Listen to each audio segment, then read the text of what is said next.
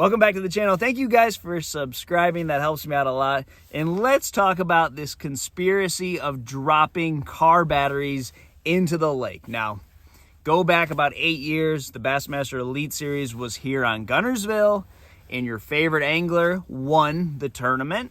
Now, the favorite angler is good friends with a local here. This favorite angler of yours has been coming to this lake for probably 30 years at least, and probably knows a lot about this lake.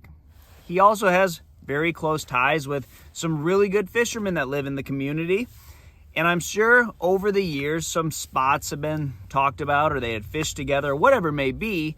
And the local here must have some enemies, because when your favorite fisherman came to town to fish this tournament, every time he would stop on a spot, the flotilla of boats that were following him, one boat would stay behind and drop a car battery on said spots.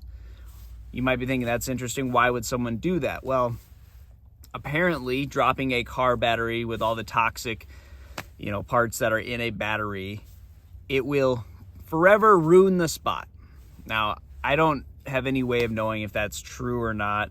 And unfortunately, these ugly things do happen in bass fishing and bass fishing tournaments. The longer I've been part of bass fishing tournaments, the more I've gotten to see some of these things that on TV, they looked pure. They looked like this guy was a great person.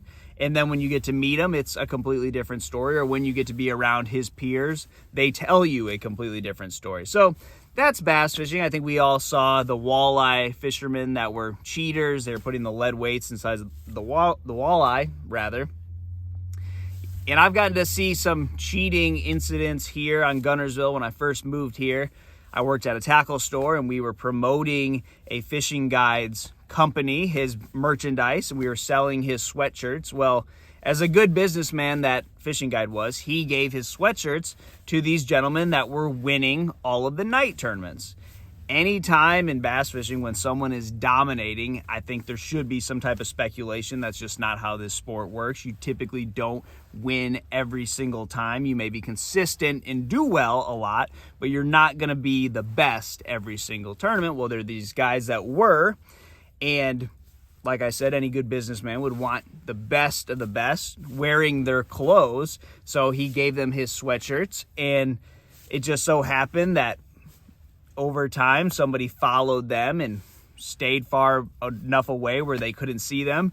They watched them with binoculars, and they weren't catching those bass that were winning the tournaments. They were going into a boathouse with a net and a tank and grabbing the bass out of the tank with the net and bringing it and putting them back in their boat. And they were winning every tournament.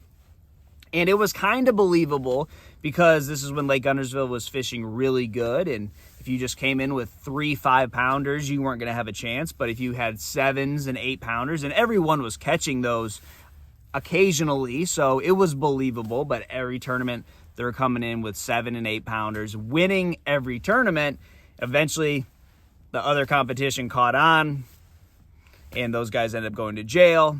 And said fishing guide who let them wear his sweatshirts took a lot of negative feedback from that. People see these pictures of them being arrested, and these are the guys that everyone should look out for, blah, blah, blah.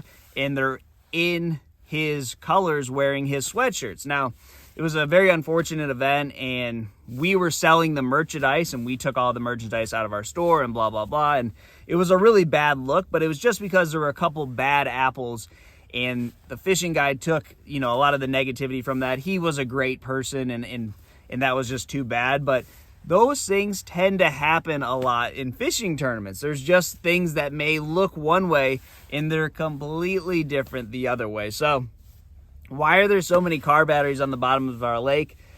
That's a mystery, but I had a friend who was a diver, and he used to dive back, I think, in the 80s, and we used to fish together, and he would tell me about all the different things that you would find in the bottom of the lake. But car batteries was one of those that were pretty prominent.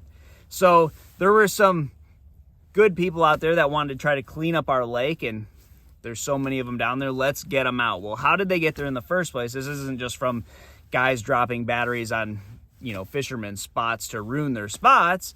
this was probably the business owners that owned a company or a business that sold batteries, and instead of spending the money to recycle them, they would just go out and dump them in the lake. Now that's horrible. It's illegal. It's really sad that we've done this to our lake, but it's one of those things where when you hear it, it's almost like you have to share that story. Now there's all kinds of things on the bottom of our lake. This lake was just dry land for the beginning of civilization. It's only been a lake for 80 years. So there's no telling what is down there. I'm sure cars and all kinds of different things you would never believe. But car batteries is one that's down there. And it's just one of those stories that you've got to share. So thanks for watching, guys. Thanks for listening to my story. And I'll see you on the water.